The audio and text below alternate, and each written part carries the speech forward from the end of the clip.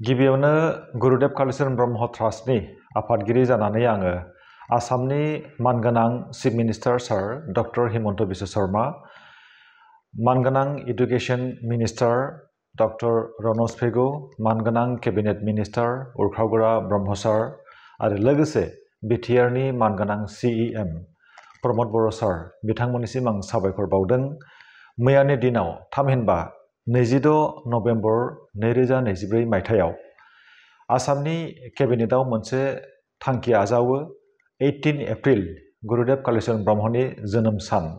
बे सानखौ आसामाव रेस्ट्रिक्टेड हिसाबै फालिनायनि गुरुदेव कालीचरण ब्रह्म जयन्ती सान हिसाबै फालिनायनि मोनसे गेदेरथार थांखि आजावो। बे थांखिखौ जोङो मिथिनानै जोबोद गोजोननाय मोनदों आरो बयनिसिमबो आरोबाव जों खेबसे साबायखर बावदों।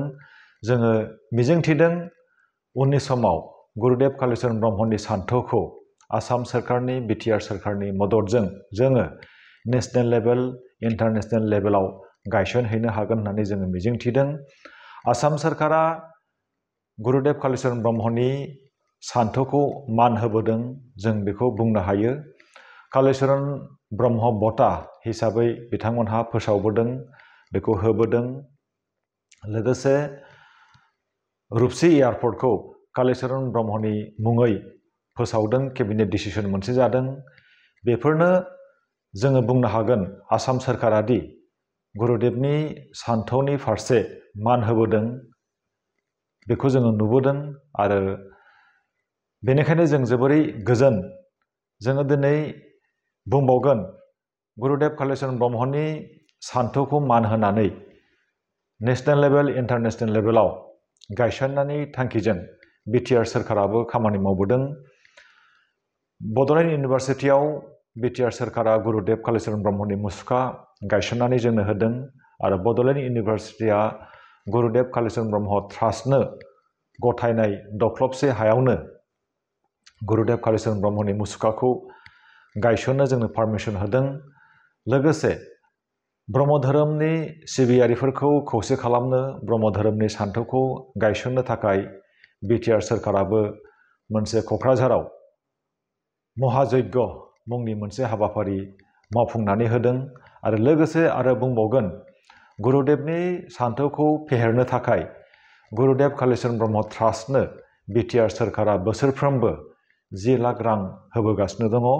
3 बोसोर जाबाय, देग्लायजों 4 बोसोर जागोन। 2025 मायथाइनि 18 एप्रिलसिम बोसोरब्रै जाहैगोन।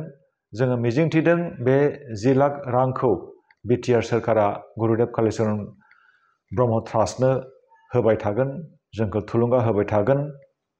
जोङो बुंनांगोन, सिगाङावबो जोङो बुंबोदों गुरुदेव कालीचरण ब्रह्मआ धोरोम गुरुल' नङामोन।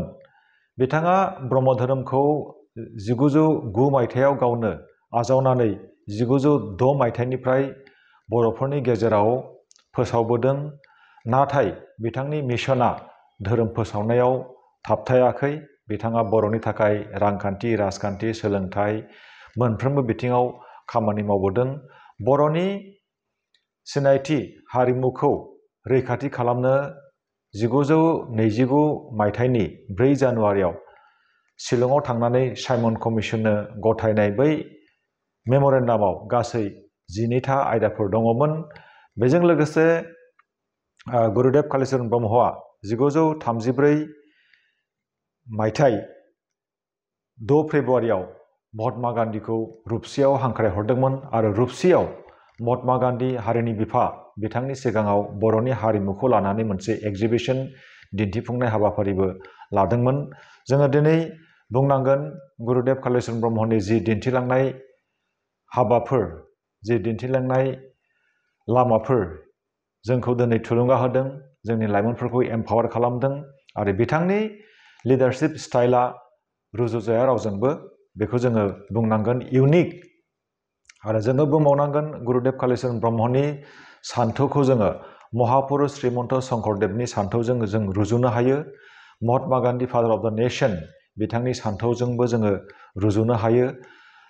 महापुरुषाबो धोरोम बिथिङावल' खामानि मावाखै, हारिनि बिफा महात्मा गान्धीयाबो मोनसेल' बिथिङाव खामानि मावाखै, मोनफ्रोमबो बिथिङाव खामानि मावलांदों। थिग बेबादिनो गुरुदेव कालीचरण ब्रह्मआबो मोनसेल' बिथिङाव हाबा मावाखै, मोनफ्रोमबो बिथिङाव हाबा मावलांदों। उननि समाव आसाम सोरखार, बिटिआर सोरखारा गुरुदेव कालीचरण ब्रह्मनि सान्थौखौ फोथांनानै लाखिनायाव हाबा मावलांबाय थागोन होननानै जोङो मिजिंथिदों आरो खावलायदों आरो जोंखौ बेबायदिनो थुलुंगा होबाय थागोन होननानै जोबनायाव आरोबाव गुरुदेव कालीचरण ब्रह्म ट्रास्टनि जानानै आसाम सोरखार, बिटिआर सोरखार बिथांमोननिसिम साबायखर बावहरबाय, खुलुमबाय।